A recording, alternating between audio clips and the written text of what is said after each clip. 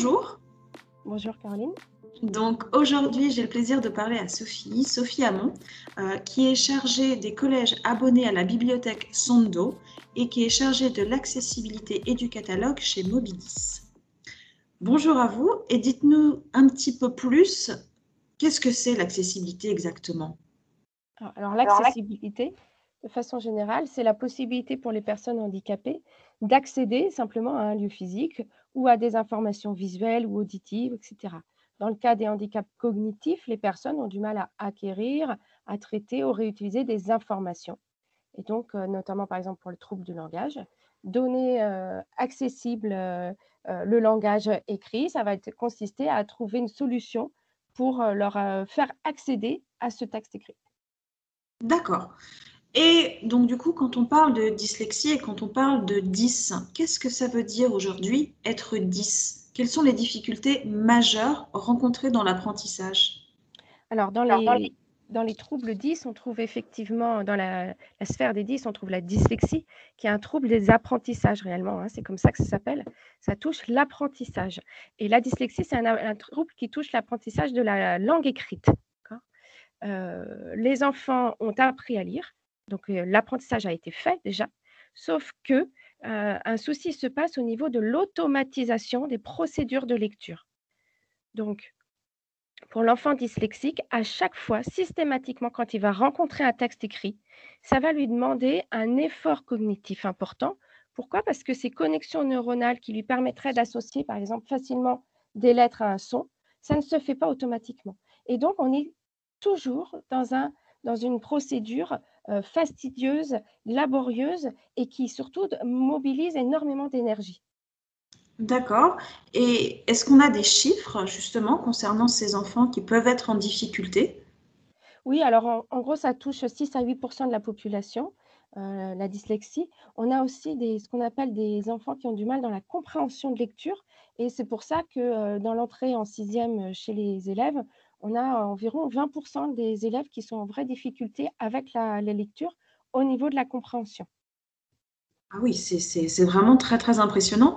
Et comment est-ce qu'on peut les aider justement, ces enfants? Qu'avez-vous mis en œuvre chez Mobidis pour pallier ces difficultés? Alors, précisément pour la dyslexie, hein, nous, on s'intéresse précisément à la dyslexie. Pourquoi? Parce qu'on travaille sur du texte écrit et donc c'est le trouble du langage écrit.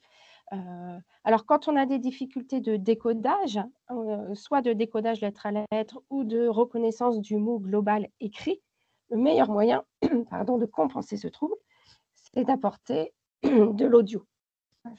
J'ai un petit chat qui est Non. arrivé. Donc, c'est proposer de l'oral pour venir compenser tout simplement l'écrit, puisque je rappelle, hein, ce ne sont pas des enfants qui ont des faibles capacités intellectuelles, ils ont les mêmes Tout capacités à que fait. tout le monde.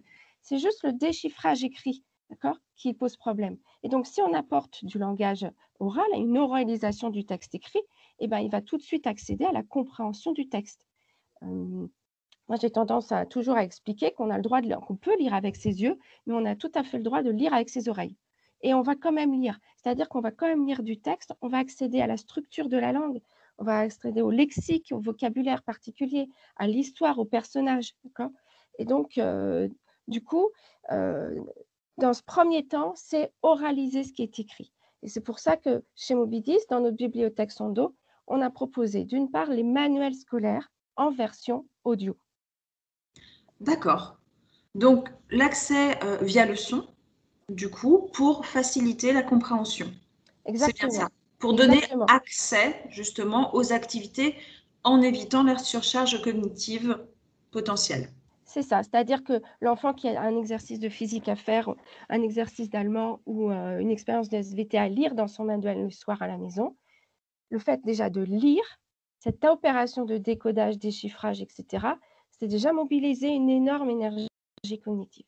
S'il l'écoute, alors en général, qu'est-ce qu'il fait, hein? Il prend son manuel et puis il va voir sa mère ou son père ou son grand frère et il dit: «Tu peux pas me lire mon exercice?» parce que c'est plus simple pour lui, voilà. Parce qu'il passe tout de suite à la compréhension de l'exercice et donc là, le manuel scolaire audio, c'est juste, j'ai une application, j'ouvre mon manuel, j'ai mon smartphone et je vais à la page 43 et j'écoute quelqu'un me lire mon exercice. C'est ça les manuels audio qu'on propose dans Sondo. On a les manuels Hachette en histoire, en physique, en anglais, de la 6e à la 3e, etc. Et on espère en avoir plus.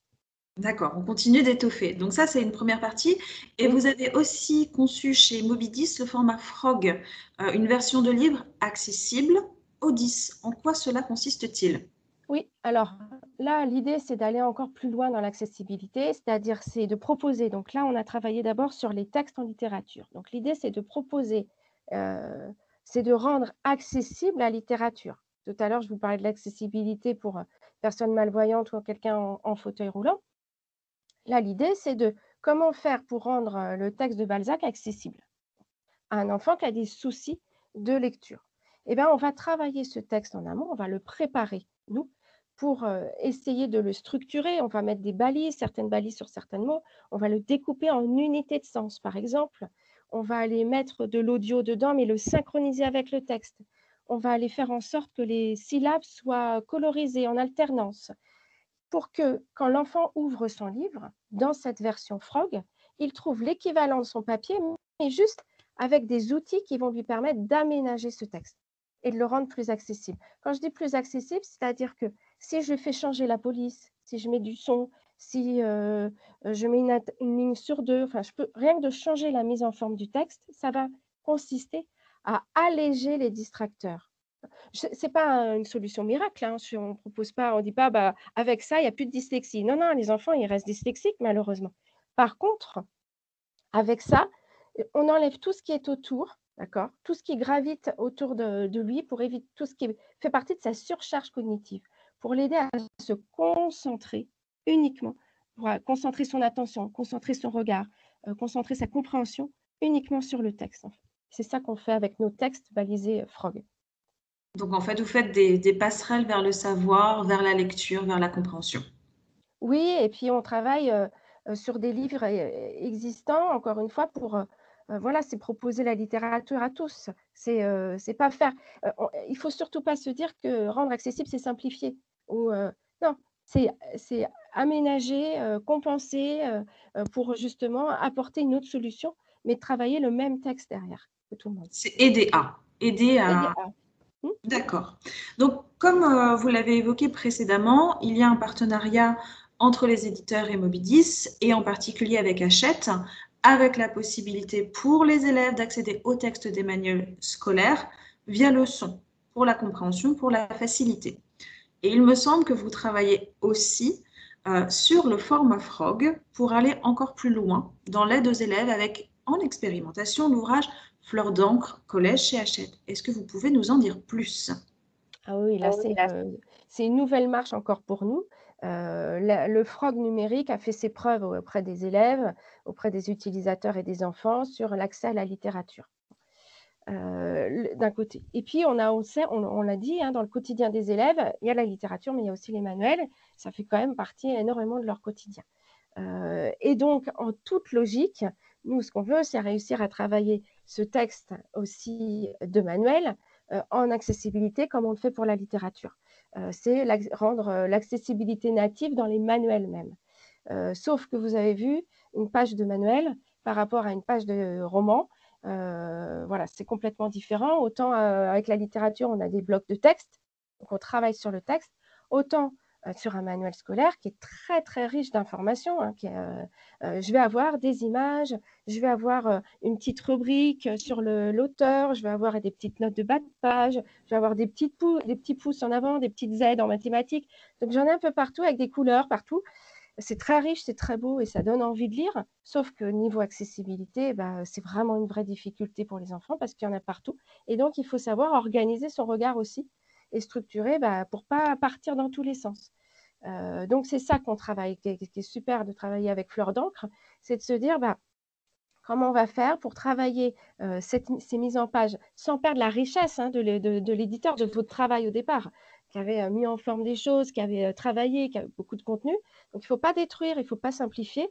Par contre, comment on peut faire pour agencer les choses pour que ça soit, encore une fois, plus accessible? Donc, aider l'enfant à canaliser son attention, son regard, sa progression dans les compétences, etc. Et donc, ce travail-là, on le fait actuellement avec Fleur d'encre. L'idée, c'est, alors on a déjà reçu le manuscrit de la nouvelle version, donc on est en train de travailler le texte pour mettre les balises, etc., imaginer des choses. On va le tester dans des collèges qui sont nos abonnés de Sando, qui peuvent avoir l'habitude d'utiliser Fleur d'encre ou pas en numérique. Donc, essayer de voir un petit peu des deux côtés aussi pour voir les retours entre, voilà, et comment ils l'utilisent, quelles sont les satisfactions que ça apporte, etc. Dernière chose, c'est vrai que ce projet-là, ça rentre dans le cadre plus large de faire en sorte d'aller dans le chemin de la directive européenne qui concerne l'accessibilité, qui va entrer en vigueur en 2025, qui concerne tous les domaines de publication.